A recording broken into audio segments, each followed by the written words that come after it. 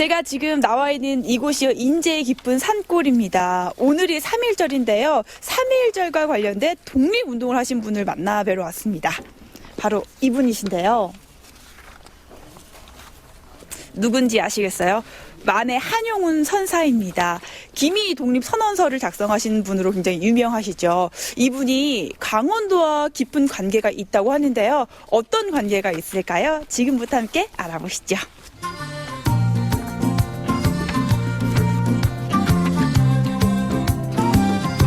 만해 한용운 선사의 발자취를 만나러 가는 길입니다. 강원도 중에서도요, 인제군이 한용운 선사와 관련이 깊은데요. 3.1절을 맞아 만해 한용운 선사의 정신을 다시 한번 되새기기 위해 많은 사람들이 모였습니다. 만해의 길을 따라 백담사까지 걸어가는 행사가 열렸기 때문입니다.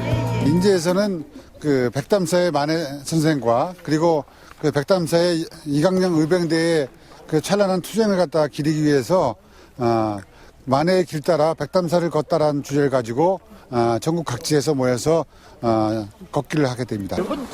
올해 3.1절은 그 어느 해보다 특별하잖아요. 이 나라를 사랑하는 마음과 남과 북이 하나가 되고자 하는 마음을 깃발에 담아 출발했습니다. 용대 1위부터 백담사까지 이어지는 오붓한 산길을 올라가면 내설하게 품 안에 포근히 안겨있는 백담사에 도착하게 되는데요.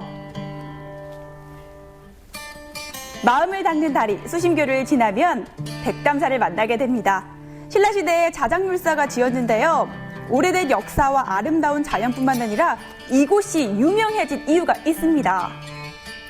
오늘 만해 한용운 선생에 대해서 공부를 하고 있는데요. 저희가 백담사에 왔어요. 이 백담사와 한용운 선생은 어떤 관계가 있는 곳이에요? 1879년 충청남도 홍성군에서 태어나신 만해 한용운 선사는 27세가 되던 1905년에 이곳 내설악 백담사에서 입산 출가하여 득도를 하시고 이후 스님으로서의 삶을 사시게 됩니다.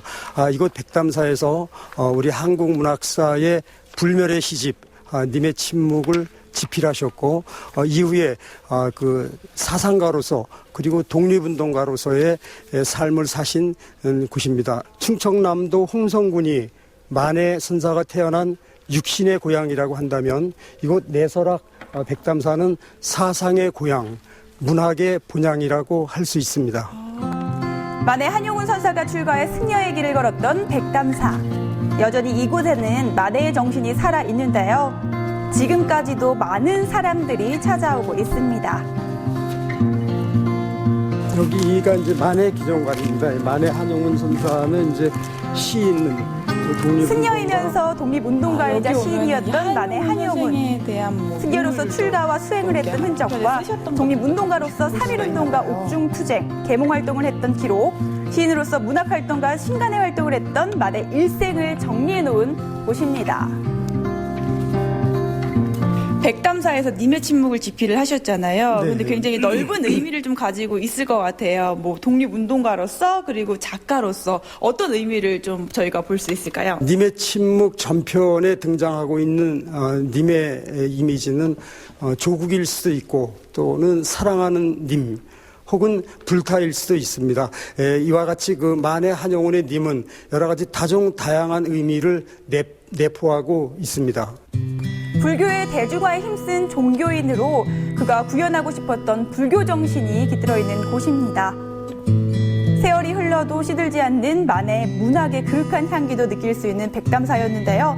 한 번쯤 찾아가 보는 것도 좋겠죠. 네, 만해 정신을 만날 수 있는 또 다른 곳을 찾아갔습니다. 바로 만해 마을입니다. 독특한 건물 디자인으로 눈길을 끄는데요. 만해 한용운 선사의 사상을 계승하기 위해서 복합문화단지로 만해 기념관은 물론이고요. 숙박시설과 교육시설, 사찰로 조성되어 있습니다.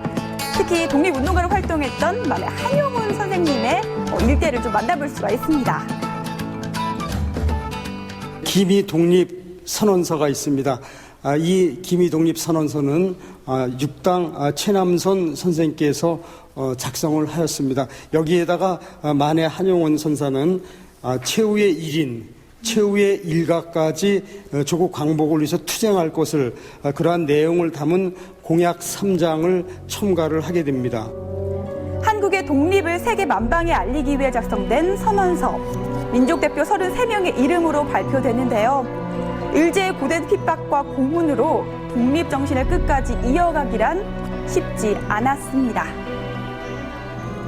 김이 독립선언서를 발표를 하고 일제 경찰에 체포가 되어서 이제 그 서대문 형무소에서 수용을 하게 됩니다. 여기 있는 것이 그 수용 기록부입니다. 그 만해 한용운 선사는 형을 살면서 일본 경찰들이 끊임없이 그 3.1운동을 반성하는 그 참회서를 요청을 합니다. 참회서, 그러니까 반성문을 제출을 하면은 그 형을 감면을 해주겠다 이렇게 협박과 회유를 하지만 만해 한용운 선사는 그러한 것을 끝까지 거절하고 3년형의 만기를 살고 출감하게 됩니다. 일본을 비웃기라도 하듯 감옥에서도 당당하고 의연한 모습을 잃지 않았다고 하는데요. 모진 협박과 고문 속에서도 조국의 독립을 위해 끝까지 싸운 만해 한용운. 독립을 위해서라면 무서울 것이 없던 결연함과 의지가 느껴집니다.